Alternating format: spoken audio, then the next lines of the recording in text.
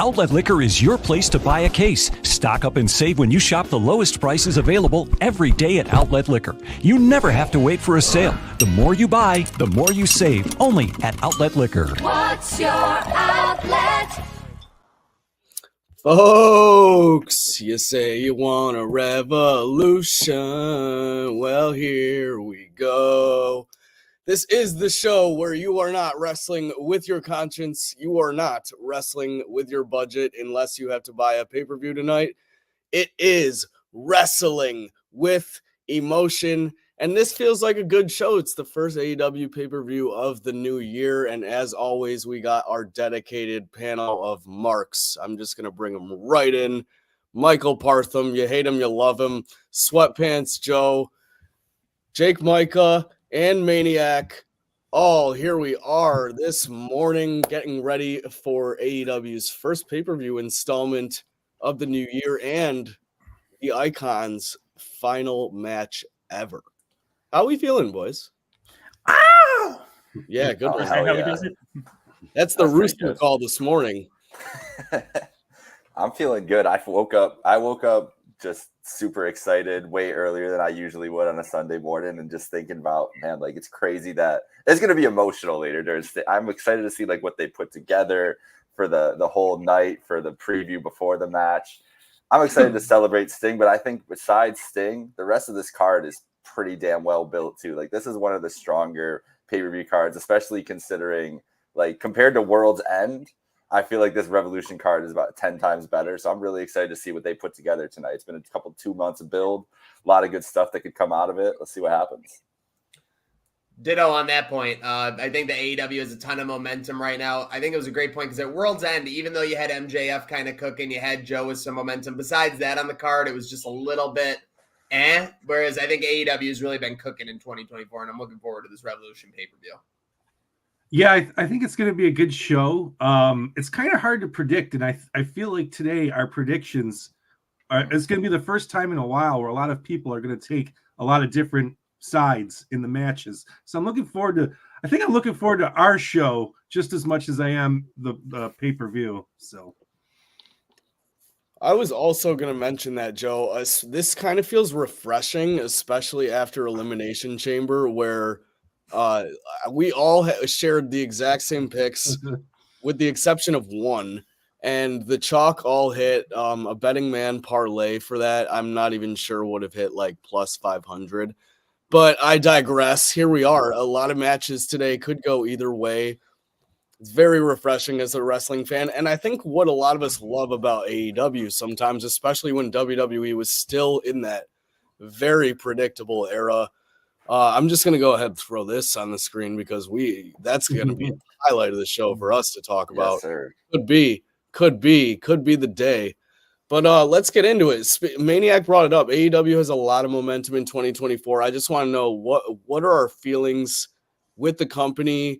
Obviously, a lot has been going on, minus the pay-per-views, but here we are, first pay-per-view of the new year. Big Business is booked for 2 weeks out. A lot could happen there. What's the status of AEW and what's their direction going forward, boys?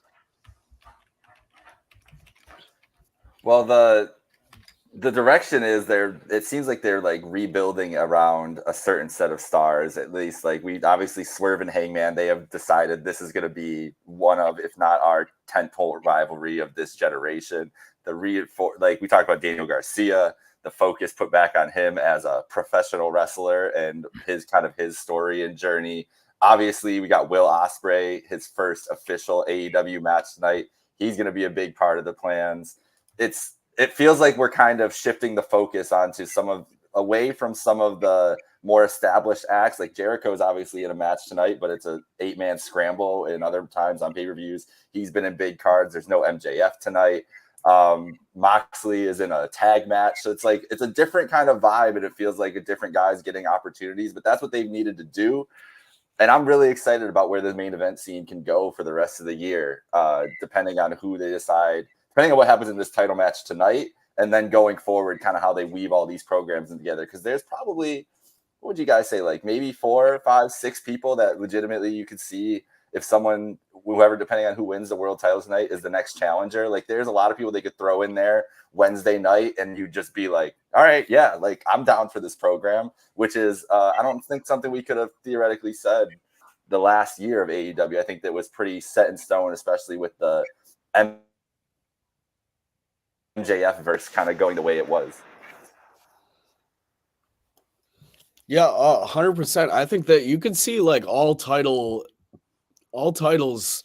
There's a situation where you could see them changing hands tonight, which is kind of fucking crazy, given that there's like 4 title matches, maybe even 5, including the women's. I'm not even sure, but with that being said, let's just get right into six title matches total, I believe. 6 title match. Yeah, okay, because we got the TNT, we got the International, we got the Continental Crown Championship, or Danielson has to shake Kingston's hand.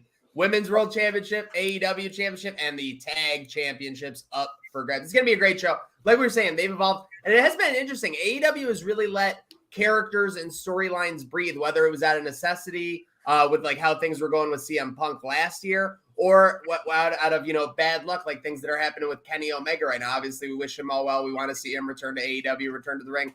But like you've said, the tertiary stars, those secondary stars at that point in AEW have really stepped up. You look at Swerve, you look at Daniel Garcia. These are guys the crowds are really behind. It's going to be very interesting to see how Tony Khan cooks tonight and in these 9 months remaining for 2024, 10 months almost. I don't know if anybody, Jake, if you mentioned besides Ospreay, Okada and of course Mercedes Moné are expected to debut within the next couple of weeks. This is what Tony's basically essentially trying to restart 2021 with Punk, Danielson, and Adam Cole coming in as hot free agents at that point in time.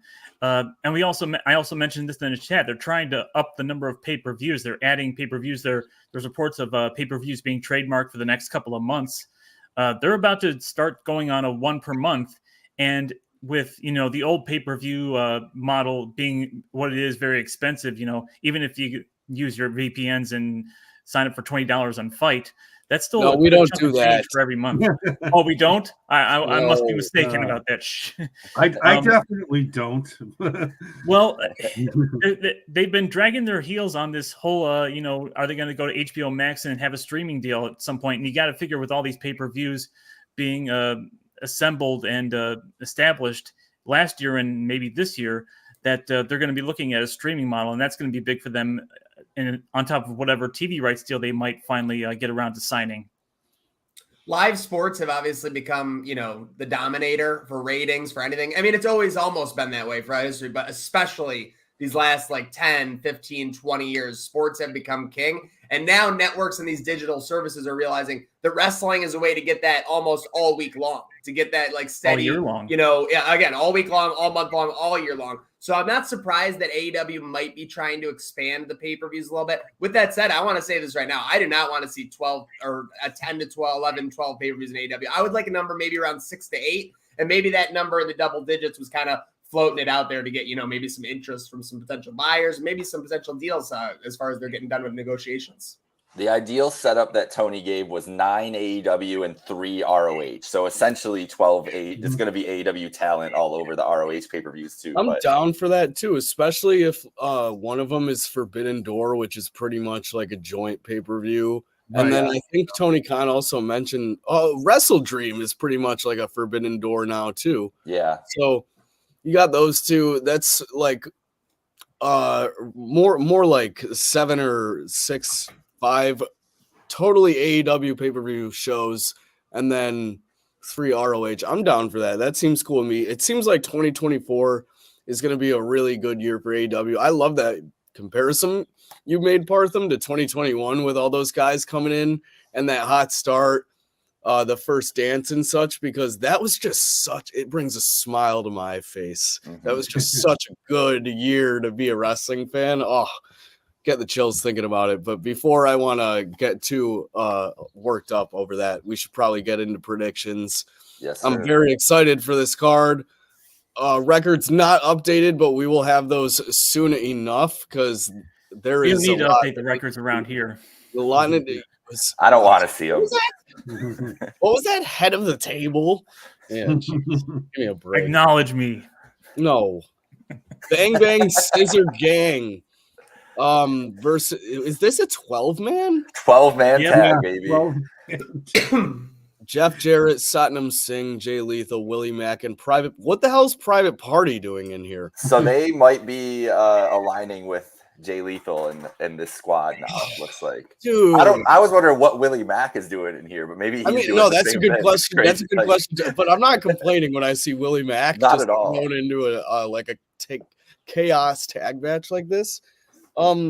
I don't know what to expect from this. This will be cool. I mean, there will be a lot of spots. This looks like it's a 0-hour match because I think Yeah. the one after this is as well. So, yeah, pretty good spot for the 0-hour. I'm definitely gonna go with the Bang Bang Scissor Gang here, and then I'll kick it to Joe because they've been really like putting on merging these two groups together, and the other team just seems kind of like a clusterfuck thrown together for the sake of a spectacle. So I'm gonna go Bang Bang Scissor Gang, baby.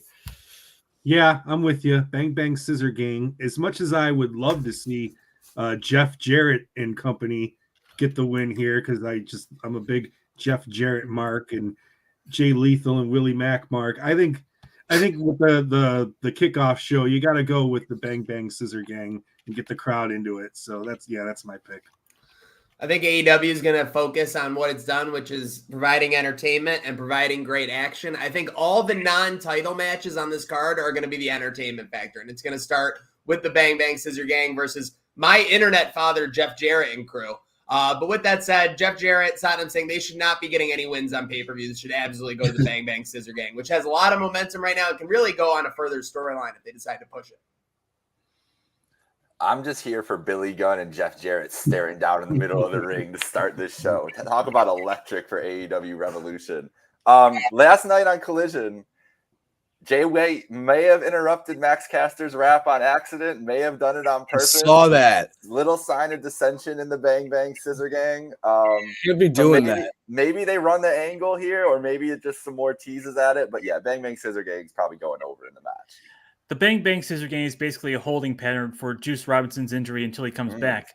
Because by the time he does that, they're going to be feuding over the AEW Trios Championship. They might be merging the AEW and the ROH six-man Trios Championships, whatever you want to call it. Maybe they view the ROH six-man, whatever they're called, as a little excessive for what ROH is these days. So eventually there's going to be dissension, there's going to be falling out, and there's going to be a six-man trios unification title match. I see it. So for the moment, Bang Bang Scissor Gang has to go over. Yeah, sweep on the Bang Bang Scissor Gang. It only makes sense. I just want as a concept, what if you had Juice Robinson return, but he was stuck in the timeless universe? Wow, hilarious. He was trying to find Let's get crazy. Let's get crazy. Yeah, like all those guys. Like, what is wrong with you, Juice? Every time it cuts to him, it's just back in black and white. I mean, let's have some fun with it. No, like he's literally standing in the same shot as them, in the middle of them, but only he's in black and white. Oh man. Now that's telling you. I just want to touch on what Jake said. What fucking better way to open the pay-per-view where Sting's having his final match than Billy Gunn and Jeff Jarrett having a stare down in 2024. That's just unreal. Give Jake the pen. But clean sweep for the Bang Bang Scissor Gang. On to the next 0-hour match. Fan favorite affair, if you will. Julia Hart and Sky Blue versus Chris Statlander and Willow Nightingale with Stokely Hathaway. Shout out to Stokely. I'm gonna let Partham take this one away. It is all fan favorites, and people like Chris and people like Willow, but I think they're giving the momentum to Julia Hart and Sky Blue, so I'm just gonna take them. Ooh. Yeah, this one was tough for me, but I'm going with Willow and Stat simply because Sky Blue got the win sneakily over Statlander on Wednesday night. I like, again, entertainment. It's a non-title match. I do think Willow and Chris Statlander are going to get some great spots, but you're right. Hart and Blue, too much momentum. I take Hart and Blue in this one. Yeah, Hart and Blue have all the momentum. I'm going with them. Yeah, for sure. I feel like you don't even have a full explanation as to like why they're together yet, and there's so many more angles and stories you could tell with them. So definitely taking them as well. So we all got a clean sweep on the 0 hour. Jake's taking Willow. No, I'm and, taking yeah. Willow and yeah. Oh, Yeah. sorry. Not a dirty sweep with Micah in the corner with a crumb Okay. dust. Real quick, do you guys think this is a big match for Julia Hart? Because I see her kind of rising up the ranks in the AEW women. Obviously, featured on more TV in the last couple months. I feel like this is a really big spot for her in a tag match. Right. Yeah.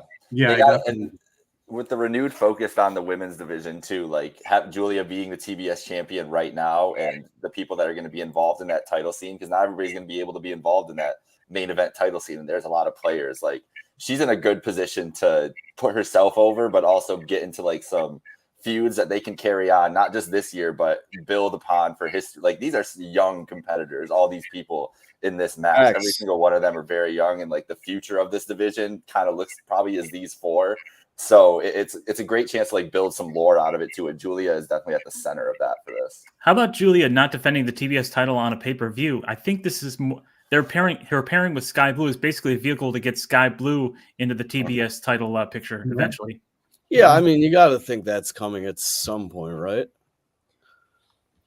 And I know this is Revolution, but on the note of Sky Blue, whatever happened to Blue Pants from NXT? That's a great question. Leva Bates. I'm just wondering. I think she was on All In actually. She was at a show, and then I could have, I'm just blew on the mind. That's all. I'm sorry. All right, well, over like Rover, that's for sure. So very over. Sweep with the exception of Micah, nothing new there. Dirty sweep. That's the coined term, I suppose. But let's get on to the main pay-per-view, which starts with. I'm disappointed about this one, guys. I don't know about you, but we were supposed to have Meat Madness, and from what I heard, that was going to be, madness because you don't really need an explanation. But in the words of Big E, big meaty men slapping meat. Exactly. What he said, but I guess the madness ensued all too soon, and we don't get Meat Madness tonight. Hopefully in the future, but tonight we get an all-star scramble. Maniac, what's our rule? Does our rule apply to this? Yeah, I was going to ask. Yep, this is exactly where our wrestling with emotion rule comes into play. Anything larger than a fatal four-way, such as a Royal Rumble, a Scramble, a Money in the Bank match, ladder match with multiple people, ultimately becomes a free roll pick. If you get it right, you get a win. If you don't get it wrong, nothing happens to your record. Okay, so with that being said, this is a spot where points are up for grab, but nothing to hurt you. Joe, I'm going to kick it to you first. What was supposed to be Meat Madness is now scrambled eggs, and your pick is? I'm probably going to be the only person who picks this guy, but I'm going with Hook. And my reason behind Hook is just the tweets, the Tony Khan tweets from a few weeks ago, where he was putting Hook over when our good friend Jinder Mahal was getting a title shot, and that kind of started the Hook train for this. So I'm going with Hook just based on Tony Khan's tweets. Hey, I love the Hook. Usually good indicators for some things. So love the Hook prediction. A ton of momentum for him in 2024. I think this match straight out is going to steal the card. I think all these guys are going to come in with a chip on their shoulder. This is going to be a spot fest, I would assume. Ultimately, the guy that they're really trying to get over, in my opinion, Powerhouse Hobbs. I don't know why, but I just feel like this is the guy they're pushing. And if you can have him go over a Wardlow at the end, is Wardlow really suffer that bad from like maybe being knocked out by a couple other people and then pinned by Powerhouse Hobbs or something? I don't know, but I think this is a big spot where Powerhouse Hobbs could win the Superstar Scramble and kind of elevate himself maybe to the bottom of that upper tier in AEW, and maybe, on the fringe of a potential title shot down the line. Maniac picking a member of the Don Callis family. No surprises. Micah. Maniac, you're right on it, because the winner of this match does get a title shot, I believe, actually, too. So Hobbs would get a nice match with whoever our world champion is going to be. I'm going with Wardlow, though. They've been giving him the promo time. The Undisputed Kingdom needs some juice, and I think they get it tonight out of the results. And this is one of them. Wardlow and Samoa Joe obviously have their history over the TNT title too, so I think that's a great spot for a match. If it's Samoa Joe later on, if it's somebody else, who knows? It's going to be hard to put Wardlow in a title match, I think, depending on how they want to protect him and everything else. But he feels like the guy out of this one. But I really wouldn't be surprised. There's a lot of good options out of here. One particularly not good option, but like if Lance Archer wins this, would anybody be surprised? Like Lance Archer just lives to have Dynamite title shot main events like all the time. Dante maybe getting a sneaky win, but I'll stick with Wardlow. Yeah, I'm going to go with Wardlow simply because that Meat Madness match was meant for Wardlow to get over on some actual meat, not these scraps that he's been being fed as he's been pointing out for the last couple of months. Chris Jericho's involvement in this match kind of raises my eyebrow because he would be an ideal next challenger for Samoa Joe should he emerge victorious in his match, and we'll talk about that later. Jericho pointing out last night in Collision that he hasn't had a world title match opportunity since he lost to Jon Moxley. That's almost unbelievable because he's been getting over all these other up-and-coming talents on pay-per-view matches. But I'm going to stick with Wardlow. I mean, you're giving him all this momentum in just the last 2 or 3 weeks, and how can you stifle it by, they're raising the stakes now, and is it too soon to have Wardlow get a world title opportunity and not win it? But we all know that Swerve is basically the heir apparent, whether it's now or later. So however they're going to escape, Wardlow not looking too weak by losing to whoever the champion may be, maybe Samoa Joe, whoever else it is. But they're giving the momentum to Wardlow, and they got to keep it up. So I'm going to say Wardlow. I don't mean to sound like Ice Cube Jr. here, but am I reading this right? Who the hell is Magnus? Is the Norwegian Nightmare in this All-Star Scramble? I mean, that's got to be your pick, right, Slick? That's my pick. My pick is here. I believe he's a CMLL wrestler. He's a luchador. Oh, well, that was definitely not right. Nick Aldis. Shout out to Ice Cube Jr. Then I suppose. What's his name? O'Shea Jackson Jr. That's it. There you go. Yeah. Shout out to you, man. Google it. Google it if you don't know who he is, folks. But I think I'm gonna go with Wardlow. I can't really see other situation that makes too much sense here. Like as we mentioned, is it too early for Wardlow to get a title shot and lose? Maybe, but I think that's not going to be his only title shot in the future. I think the Undisputed Kingdom plays into a role that really hurts him when he gets that title match eventually. And who knows who the champion is that he even gets a title shot against.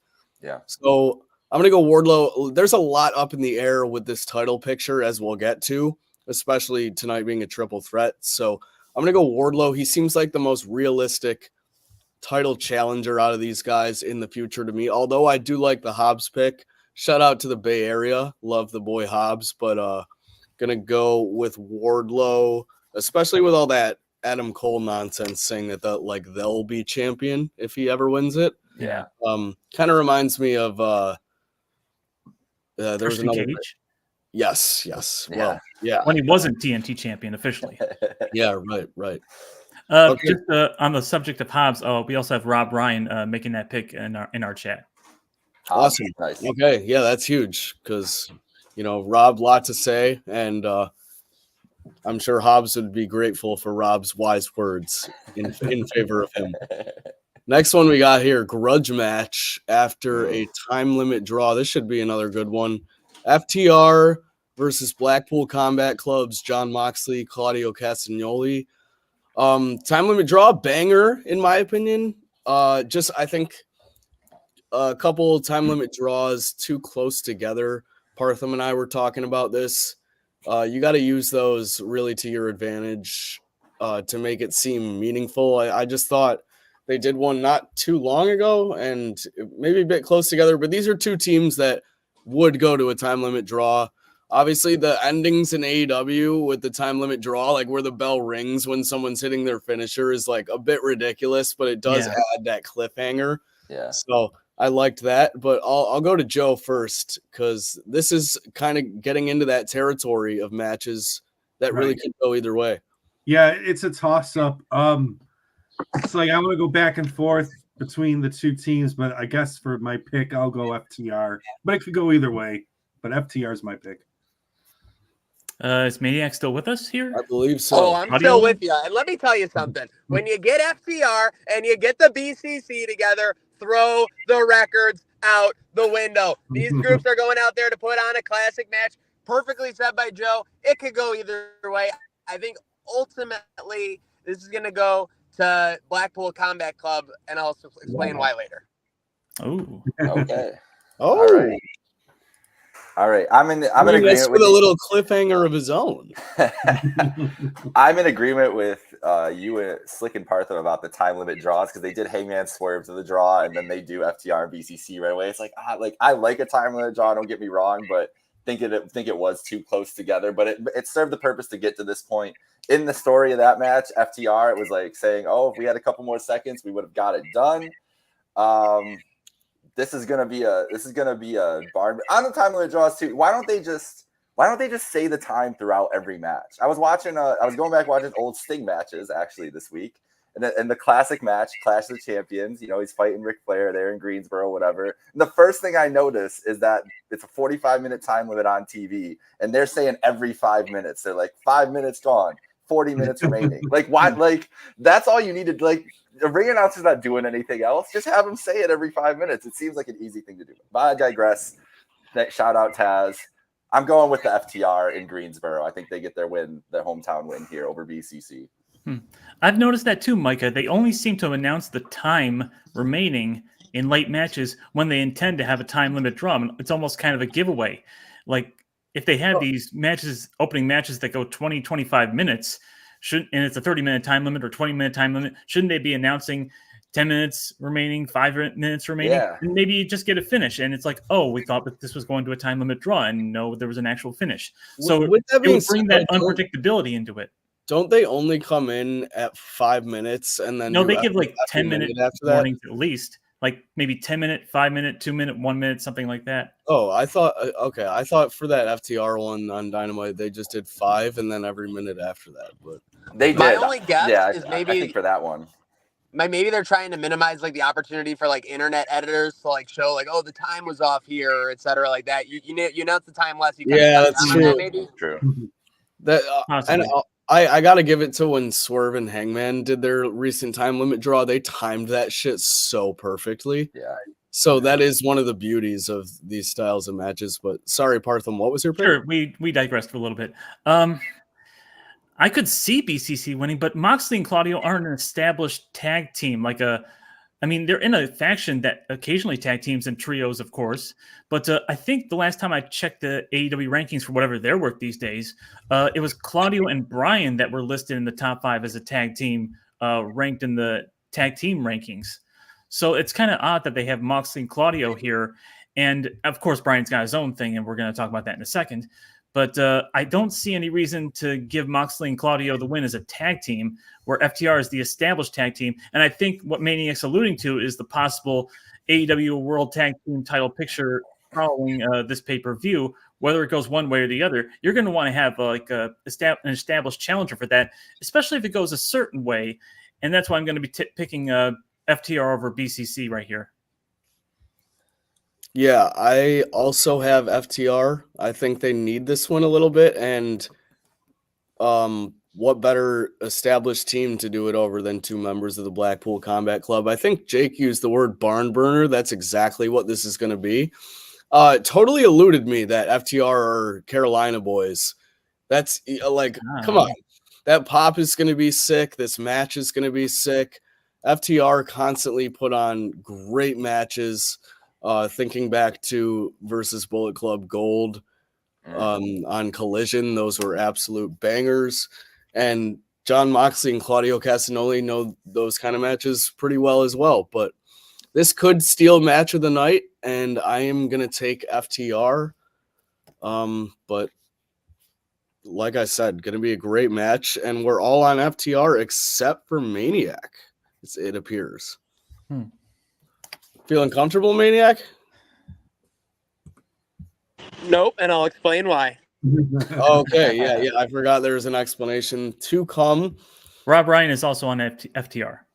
Perfect. Nice. Thank you, Partham. And now to a little bit more importance to us. This is the match a lot of us will be waiting for tonight. TNT Championship, Christian Cage, arguably the best heel in the business right now with the patriarchy, Kill Switch, Mother Wayne, and the Prodigy Nick versus Daniel Garcia. I mean, talk about outnumbered, dude. Does Garcia right. have anybody? I mean, Daddy Magic just got attacked, I'm pretty sure. Yep. Is he even in the picture? This seems like a very big underdog story. I'll kick it to Partham first because there's a lot that could happen. There's a lot to unpack. And ultimately, we want our Buffalo kid to walk away with some gold tonight. We do. I do. We all do. I mean, here, I want to highlight one of our guys in the chat, our only guy in the chat, Tyler here. Garcia is the second most over wrestler in AEW behind Swerve. We're in the next generation of AEW now. The pillars are getting lapped. It's going to make the whole roster better. Do we agree that Garcia, after Swerve, is the most over AEW wrestler right now? At least the young and up-and-coming one. Yeah, I would. Yeah, I can see him. I can see that point. But yeah, the most young and up-and-coming guy. Yeah. Yeah. Yeah, the most over young guy for sure. As a face, for sure. Yeah. I don't know that. I mean, That's he an had good interesting promos with comment. Christian. He is that old dead dad promo fit in right well with Daniel Garcia, and he fired right back at Christian. Which I didn't even know that Daniel Garcia was part of the dead dad club that Christian was going to like just pounce on, which was just incredible. The dead dad club. He's got the move. He's got the sports entertainment. He's got the in-ring chops, and he's getting his microphone chops. Did you see his promo on a Collision where he's talking about his time in the Jericho Appreciation Society, where he's the guy helping with all the other guys, jumping people backstage and basically, hurting their momentum, and now it's coming back to him and his friends. They're getting jumped back there, and it's like karma's coming back to him. Very passionate promo, very babyface promo. And I think his mic work is getting up there with his in-ring work and with his ability to, dance and entertain the crowd. It's just that people are saying that Christian versus Adam Copeland, the rematch, whenever it happens, doesn't need the title. But I think the TNT title needs that feud and that conclusion to that feud, and it still needs Christian Cage.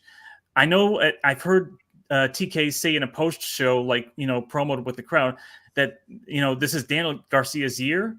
I just don't think that they built him up quite enough for long enough with enough momentum to just quite give him the TNT title right now. Because I don't know where, unless you guys have any ideas, I don't know where Daniel Garcia goes with the TNT title and who are his viable challengers after this.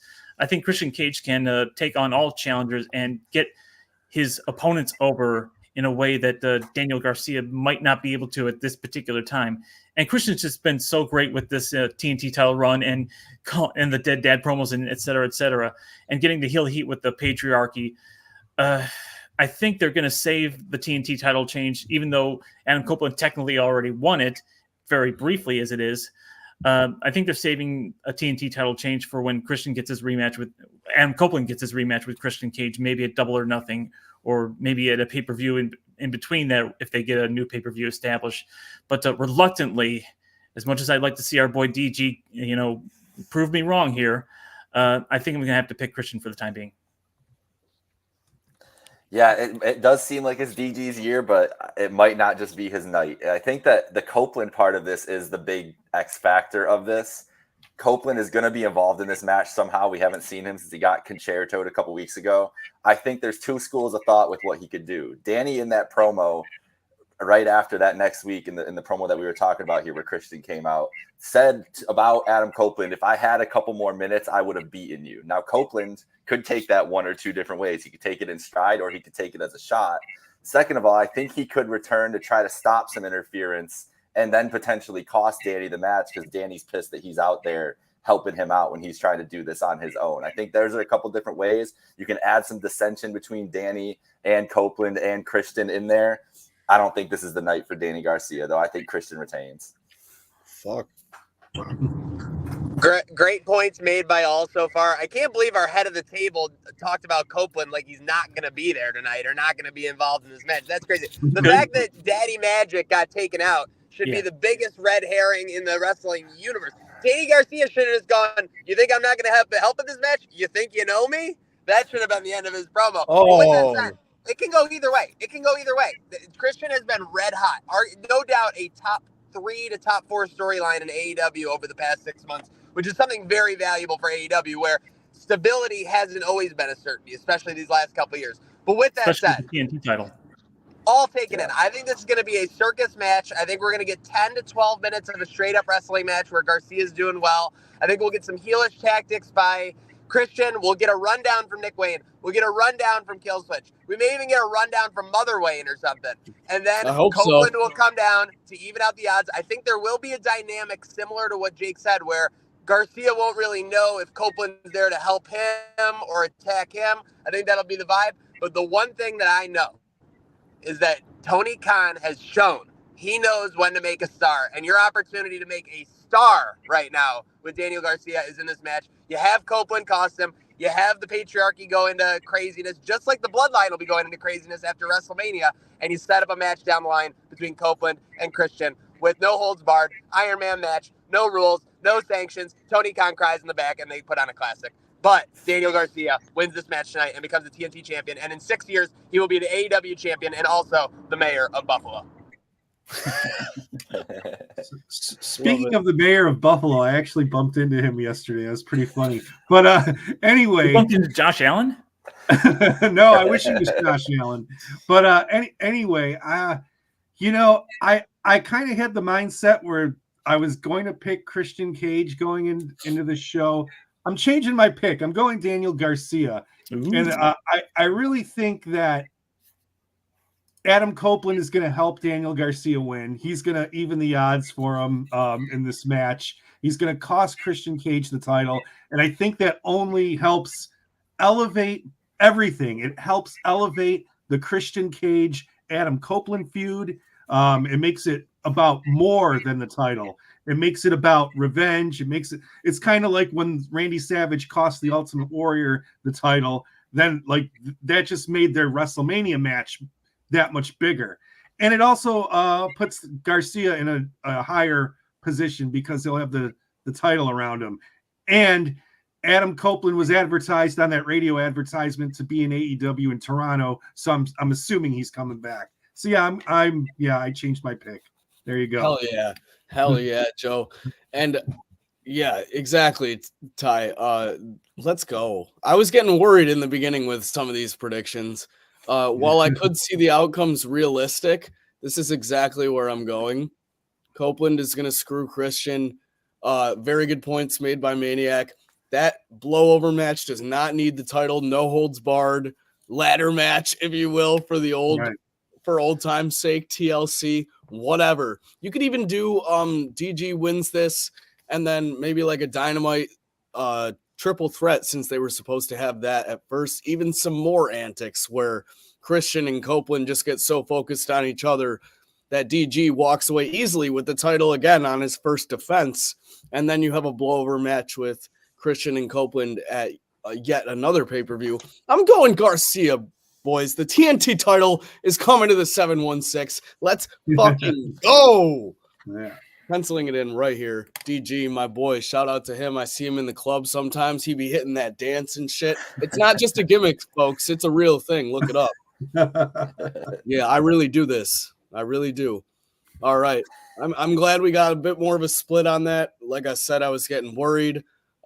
Gold after gold after gold. Once we get our gold, more gold will be being defended. Orange Cassidy versus Roderick Strong, the international title match. Matt Taven and Mike Bennett listed with Roderick Strong. That's interesting. I guess they'll be at ringside. I'm assuming Adam Cole will be too, right? You got to have him show up. Maybe put him on commentary. That'd be a good call. I mean, it never hurts. I'm a fan of guest commentary, and I think Adam Cole's pretty good. This should be a great match. When I looked at the card and I was previewing matches that could go either way, this is one that stuck out to me like a sore thumb. You guys may think a little differently, but I think if Orange Cassidy is defending the international championship on live TV, there's a chance he defends it in all of those scenarios. Yeah. Despite how much it may need to change, Orange Cassidy, despite not being on paper one of AEW's pillars, is probably their biggest pillar that they have. This is a guy that you could put in the opening match, main event, 9 o'clock slot every single week on Dynamite with this title at stake.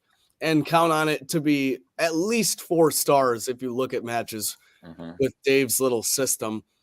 But with that being said, I am actually going to go Roderick Strong because it has been just a bit too long where I think people have been saying this title needs a change. And I know like that happens, and then Orange defends against all odds, against what all people thought would probably happen. But Undisputed Kingdom is hot right now.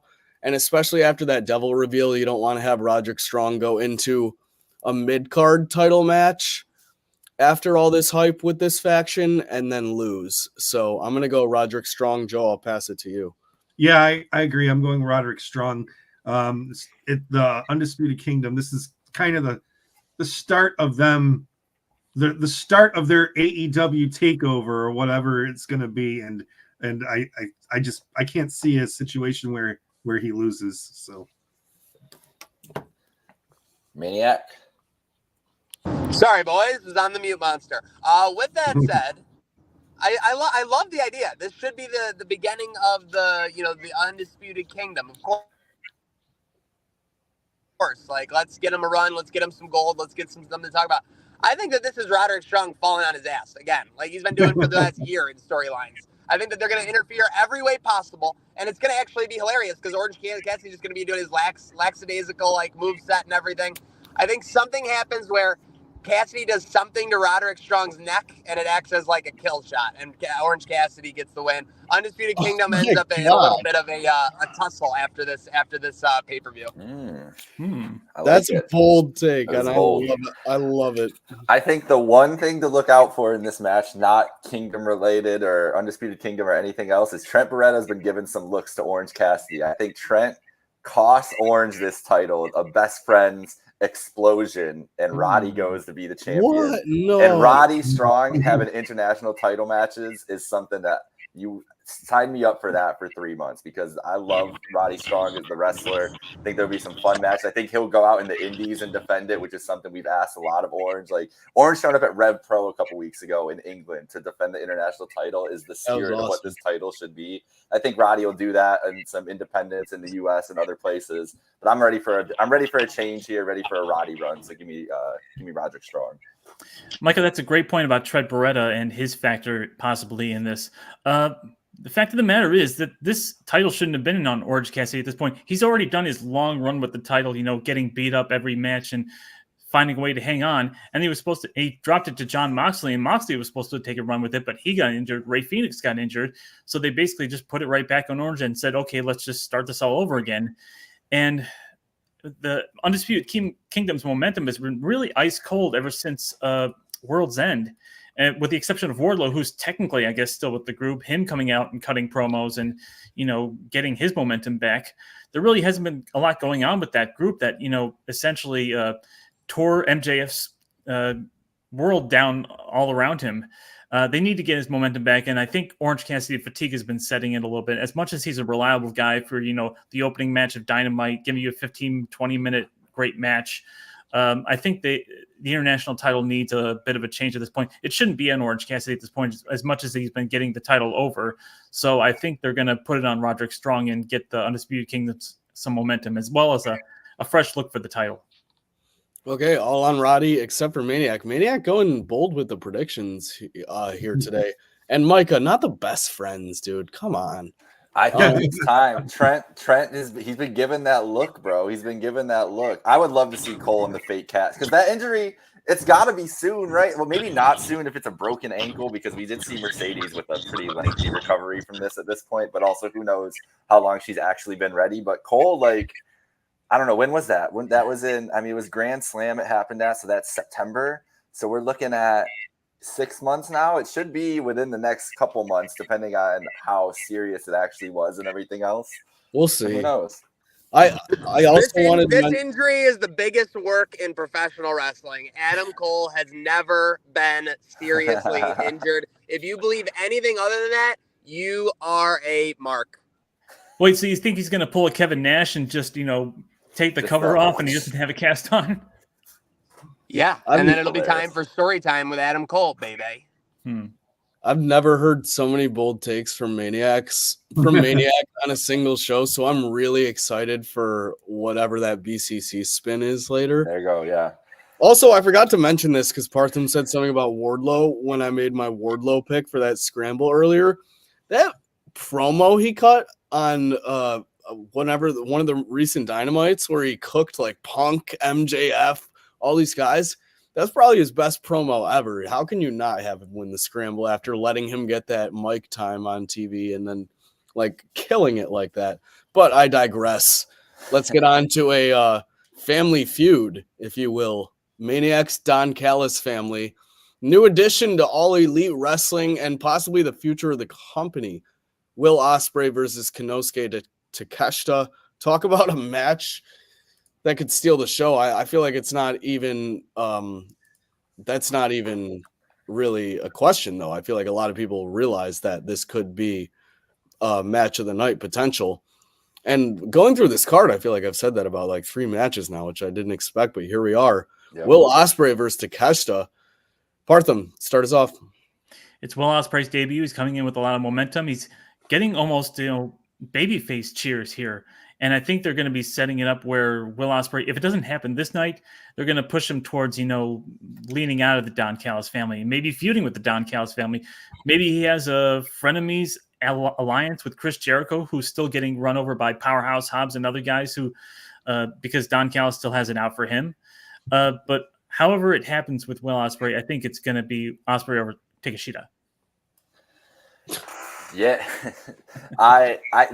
he does have I know that Kyle Fletcher's having visa issues and that's why he hasn't been on TV, but his United Empire teammate is in the Don Callis family as well. I feel like that's the end of the dynamic where Will is going to be like, listen, Kyle, we don't need this guy. Like, we got each other, whatever. Yeah, I think Will gets this in a thrilling match, a classic. These two I can't wait to see what these two do together and what they try to pull out. Will's going to try some crazy stuff in his AEW debut. Give me Ospreay, and yeah, I'm in agreement there. I think he leaves the Callis family and puts a beat down on after the match, or maybe they put a beat down on him. Even could be either way, or he chases him off, one of the two. But I do think we get some story development there. I like it. Don Callis family. Can we just all agree that Don Callis has the best Tron in professional wrestling? I think that's pretty much a given. With that said, yeah, this is going to be a great match. This is going to be a bonkers take, but Takeshita is kind of like a Dolph Ziggler super plus for AEW. I think he has great matches with anyone that he battles, and he can put over anyone. He's gotten wins in the last couple of years. I mean, he beat Omega, pinned Omega, beat some other people. But at the end of the day, Takeshita is an awesome worker. I think he's going to put over Ospreay in a big way. You can't have Ospreay lose his AEW debut.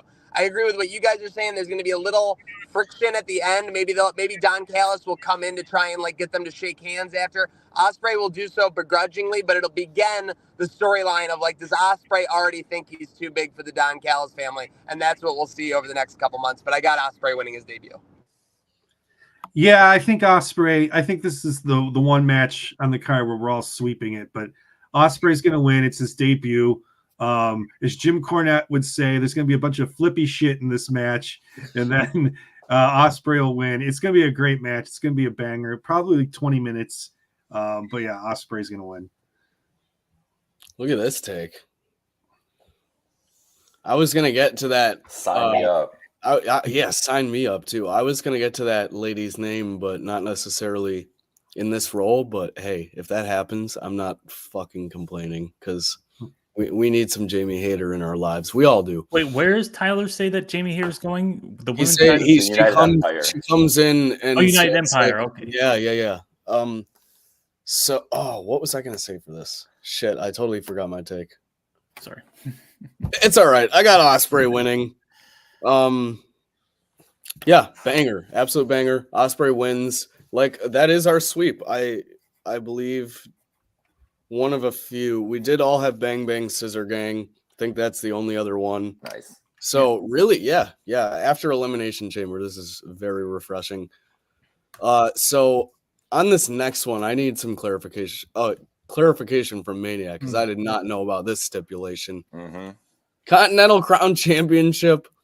Eddie Kingston, Bryan Danielson. If Danielson loses, he has to shake Eddie's hand. Like, big fucking whoop. No, this is the biggest stipulation since Ric Flair, Shawn Michaels at WrestleMania. You think that Bryan Danielson wants to shake that scumbag Eddie Kingston's hand after how he's looked down on him over all the years? Eddie Kingston just wants their respect. Eddie Kingston just wants acknowledgement. He has all the belts. He just wants a handshake. This stipulation is huge, potentially the biggest match of 2024 incoming. Huge take. So with that being said, you just stole the show on the introduction to that. What's your pick on this? So this is part of why, again, it's not the entire reason, but I have Eddie Kingston winning this match, and that's why I have Blackpool Combat Club beating FTR. You can't have Blackpool Combat Club just completely lose on this pay-per-view. They got to keep momentum somewhere. They'll win obviously against FTR, but Danielson will lose this match, and they'll finally get Eddie Kingston over. I mean, not finally, he's got the belts, but like it'll solidify him in that upper tier spot, in my opinion. Okay, let's go to Joe. Yeah, I go with Eddie Kingston. He's got all the momentum. He's the champ.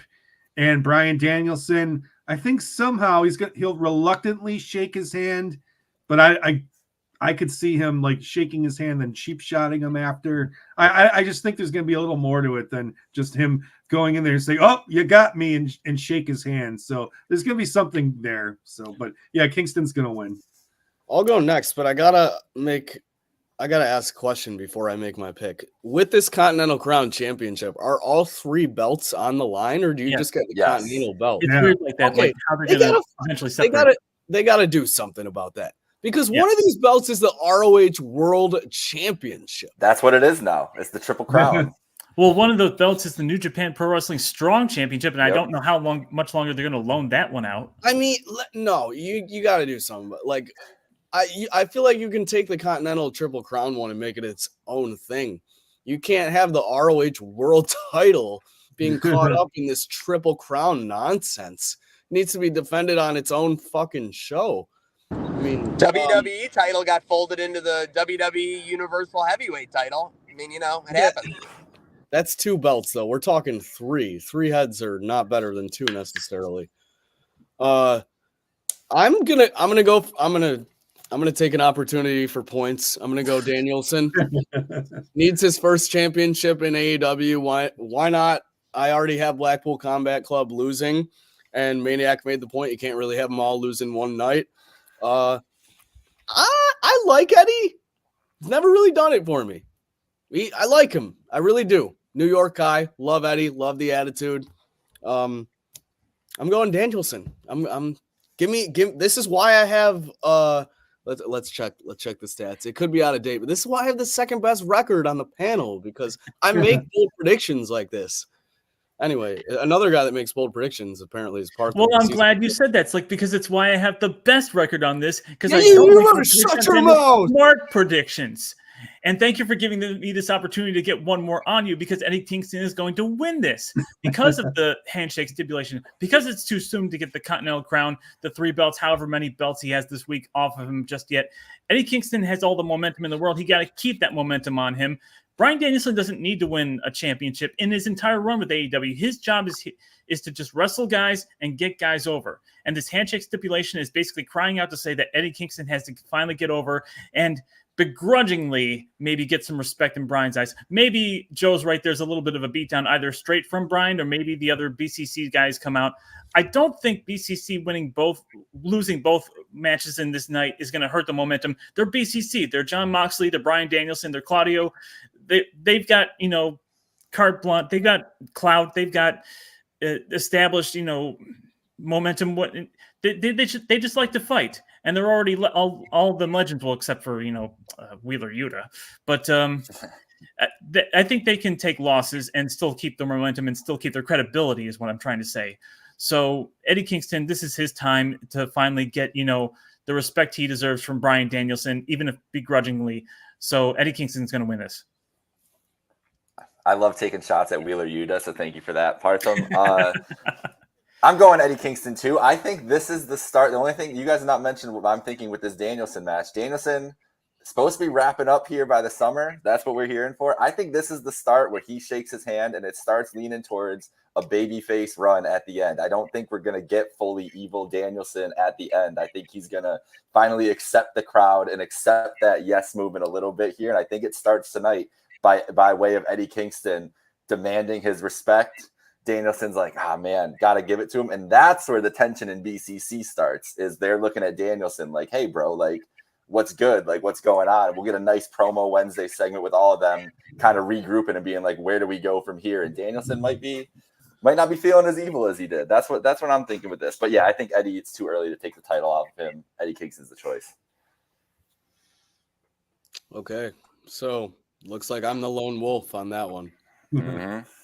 You're the Mike dirty sweep. Dirty sweep. Hey, scared money don't make no fucking money.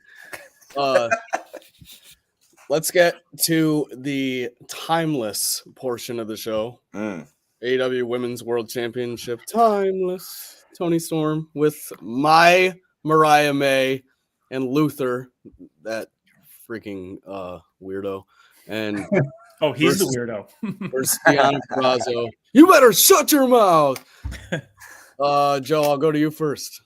Oh man, this is another tough one. As much as I want, yeah, I'll just go with timeless Toni Storm. She's doing great right now. I think they're gonna hold off taking the belt off her until Mercedes Moné makes her way into the thing. So I'm gonna go with Toni Storm.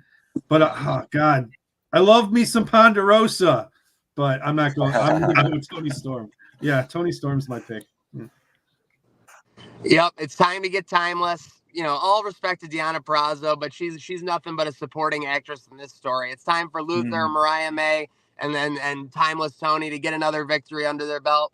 I don't know who ultimately is going to take this belt off of timeless Toni. It might be someone who stands on business pretty soon, but Toni has elevated this championship in ways that previous champions haven't. I think this is the highest the belt has been since that Britt Baker reign. So happy to see that, and happy to see hopefully another timeless Toni win tonight.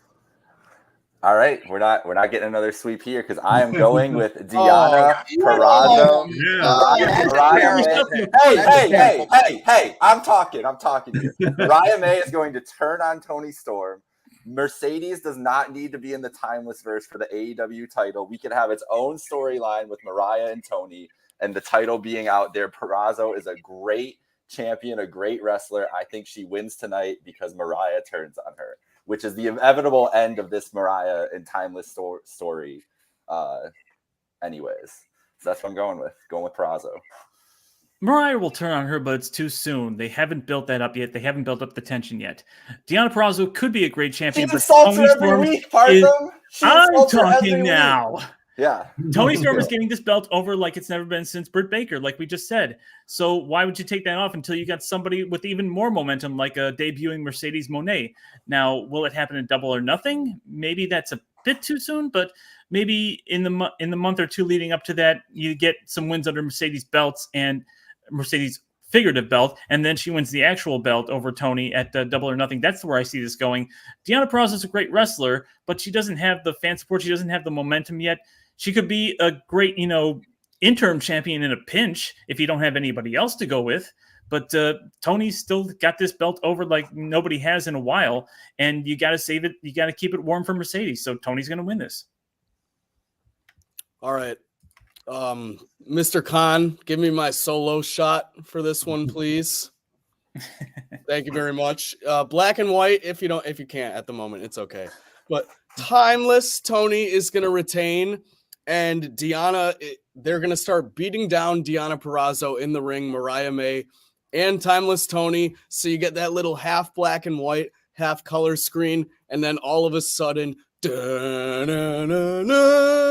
Jamie Hayter's music is going to hit, and we're going to get a 2v2 face-off. Jamie Hayter versus timeless Toni Storm is going to main event AEW Big Business at TD Garden, all for the essential debut of Money. And then you have the biggest women's title picture ever in AEW history. Tony Khan, if you're listening, if you can't give me my black and white, at least give me a writer's job. Thank you very much. So I am going with Tony. With that being said, another dirty sweep. Micah on the dirty end of that part. No surprises there. We have next another title match, and it's the AEW World Championship, and it's not the main event of the show. Understandably so with this pay-per-view, but I digress. Anyway, AEW World Championship triple threat: Samoa Joe versus Hangman Adam Page versus Swerve Strickland. Prince Nana ringside doing his little swerve when I drive, where I learned it. Boys, here we are. Title implications. Partham, give it to you. Well, they say all men are created equal. And when you got 3 wrestlers in a match, you got a 33 1/3 chance of winning. But Swerve, he's got a 66 2/3 chance of winning because Hangman knows he can't beat him, and he's not even going to try. No. You don't have to isolate me here. I'm not about to go on a rant. With that being said, Swerve is eventually going to win the title, but not right now. Hangman is there to take the pin from Samoa Joe, and Swerve's going to, not have his momentum deadened by, taking the pin from either Joe or Hangman in this case. And Samoa Joe's only just getting started in his title run. You got Hangman and Swerve going back and forth with their matches. Well, Swerve winning the matches, but Swerve hanged the Hangman, and now Hangman Swerve. So it's kind of like 50-50 as far as them getting over on each other.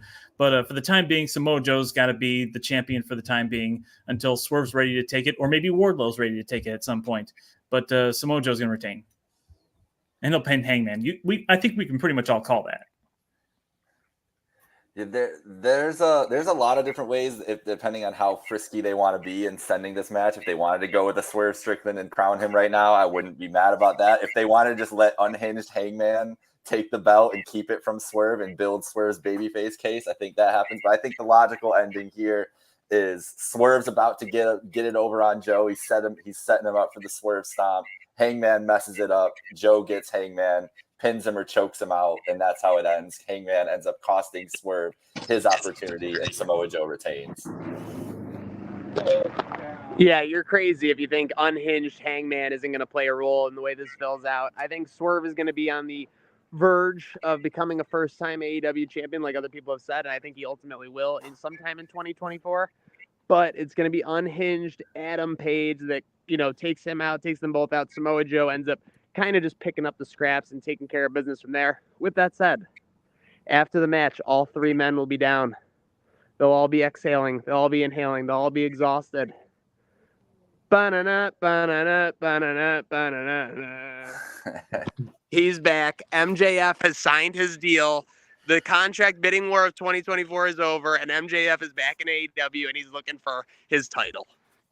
Well, wait. Let me cut you off there for a second. Besides the fact that he lost the championship, got his world taken down around, doesn't he have a whole litany of injuries that he's got to have months and months of rehab for? Yeah, and Adam Cole's been hurt for 7 months. I mean, you're a mark. Are they really going to do the Adam Cole thing with him too? I mean, yeah, he kept grabbing his neck. He had neck tape on for like months, but he's been off for 3 months, Parthy. But Adam Cole has minions to do his bidding for him. MJF just has himself. Is he going to go out there hobbling on one foot? Again, it's not Michael Partham. It's Markle Partham at this point. I mean, geez, what do you believe? For what? The truth, logic? MJF is not that hurt. A couple months, and he's going to be back, a.k.a. tonight. Right. All right. I can see MJF returning. I just don't see it happening here. Right now, I think Samoa Joe, he's Ivan Koloff. He's the Iron Sheik. He's 1994 Bob Backlund. He's just the transitional champ to get the title from one guy to the next guy. So that being said, I'm not going with Samoa Joe.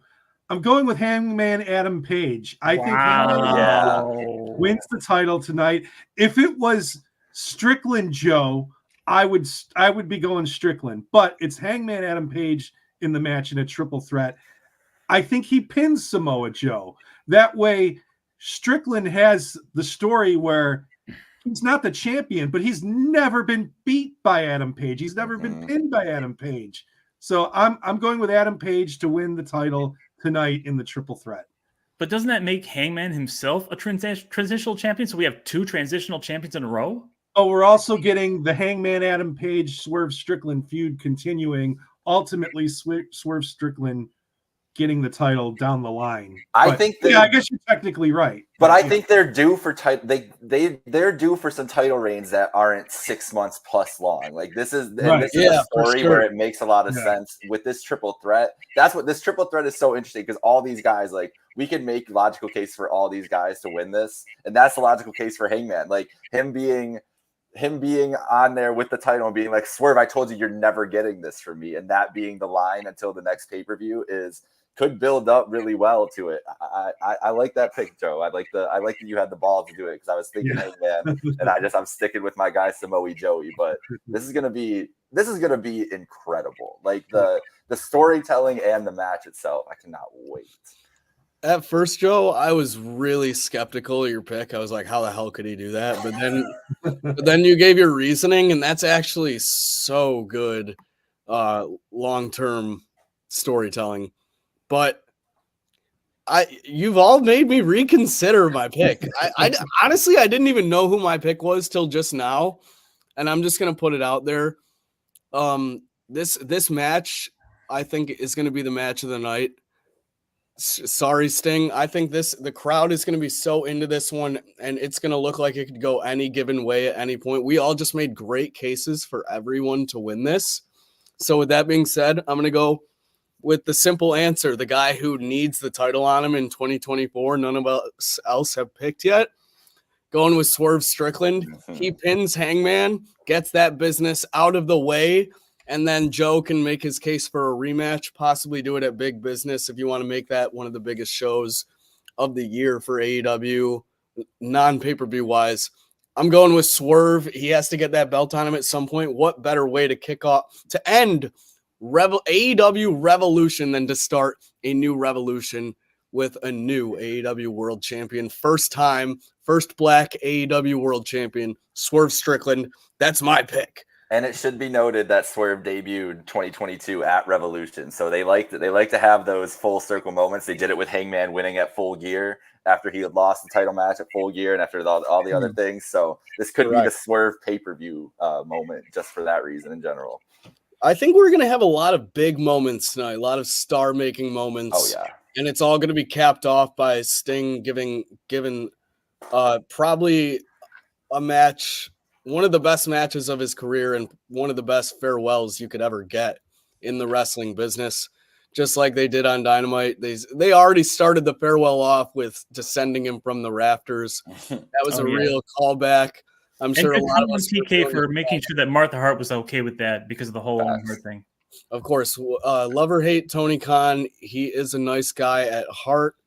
Believe it or not, he might be a little riled up sometimes when Jinder Mahal gets a title shot. But other than that, hey, but the focus tonight is on the legend, the icon, Sting, Darby Allin, the tag team champions, defending in a tornado tag match against what better way to send off from the company than to have to face the EVPs. It's almost kind of like the final boss before you go. The exit interview, as they were saying on Dynamite.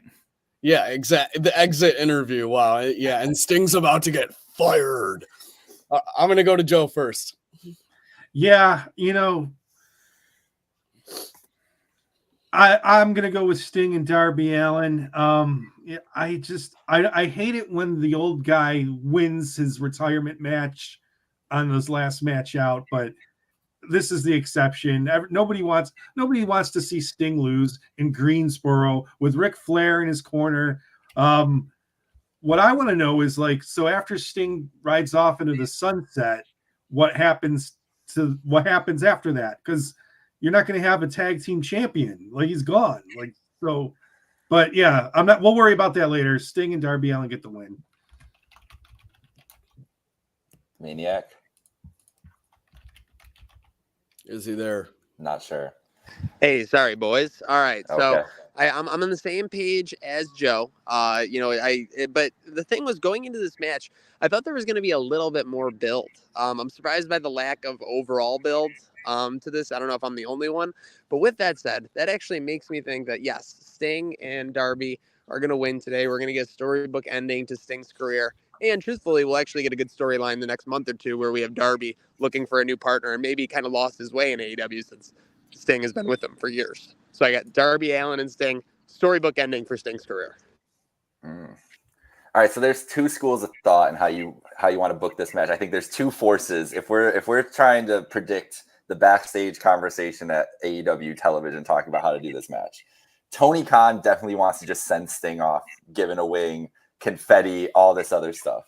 Sting in the other day in his SI interview literally said losing is great in wrestling. Like, you get put over more by losing. That man said this in a quote in the interview.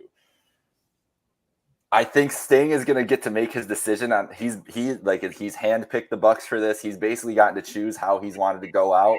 I think that statement by Sting is the tell of what happens in this match. Matthew and Nicholas have been tagging one former Jungle Boy in all their Instagram posts. I think he comes back and plays a force as a no DQ tornado tag match. I think the Young Bucks defeat Sting and Darby, and the heat that building will have and future buildings for Matthew and Nicholas is why Sting is deciding to put these two over. And it starts a feud for the next couple years between Darby and whoever else and the Young Bucks. That could be like, they're setting up these real tentpole feuds in AEW, and this could be one of them. I think that's what Sting wants to do. I think he wants to put somebody over, go out on his back, the classic wrestling way. I want to see the storybook ending. I want to pick that. I'm going to be cheering against the Young Bucks, one of the only times in my life that I've done that. But I think they get it done. Yeah, I've gone back and forth for all the reasons you guys have said. It's a great point about what Sting said. I saw that on the SI interview, how losing can actually benefit you in the long run and benefit the business, more importantly. We mentioned Sting coming from the Raptors, one last great moment on Dynamite. He went over on the Bucks on the Go Home show, and it's Wrestling 101. When you go over on the Go Home show, you're trying to swerve the momentum one way so you can swerve it back the other way in the pay-per-view in the final match. I mean, you have to, like I said earlier, FTR is the established tag team. That's why I think they're going to win their match. And they're going to, when the Young Bucks, I'm going to pick the Young Bucks here. As much as you want to send Sting out, with all the momentum and the confetti and I think you can still have him have that moment post-match, like the Young Bucks have the tag titles. They pose over, Sting and Darby Allin, and then they walk out, they strut out with the tag titles, doing their poses and all that stuff. Sting and Darby pick each other up, and the crowd, senses, this is the moment to give Sting his respect, and the pay-per-view will stay on for that moment while the crowd, pays their final respects to Sting as he waves goodbye to the crowd and whatever, hugs Darby Allin and all that stuff. I think you can still have that goodbye moment for Sting without them going over. I think you need to still have the AEW tag team titles, stabilized in the hands of a good team. And as intriguing as it would be for Darby Allin to either have to forfeit the titles or find another partner, I think it sets up more for the future. The Young Bucks have just gotten this, arrogant EVP thing just going, and this would be their first big match, big victory, big heat momentum for them, like Micah said, going forward in the future. So I think ultimately Sting wants to do what's right for the business, and as much as TK wants to send him home happy, I think Sting's if he handpicked the Bucks, then he handpicked the Bucks for a reason. So I think the Bucks are ultimately going to win the titles. The Young Real quick. I like the continuity point you brought up. It makes a lot more sense for the Bucks to win the titles and go on. I also like the idea that you get the storybook ending, and then we have the next 2 to 3 months with the EVPs making Darby Allin's life a living hell. Handicap matches, handicap street fights, all that stuff. I could see that totally happening. 100%. They can do that anyway. I could totally see that happening, and especially because the Young Bucks are already pissed off. Ric Flair came to them for some negotiations. They humored the old man, and what does he do? He goes and crosses the EVPs of the company that they brought him into on live television. Do you trust Ric Flair, though? I don't know if I still trust him. I still don't trust him. Is it going to be a double swerve? I'm thinking. I don't trust him, but I trust that I doubt Ric Flair would be against Sting on Sting's final show ever. In Greensboro. Yes. And I think the Young Bucks, they're so pissed. Someone just came to them.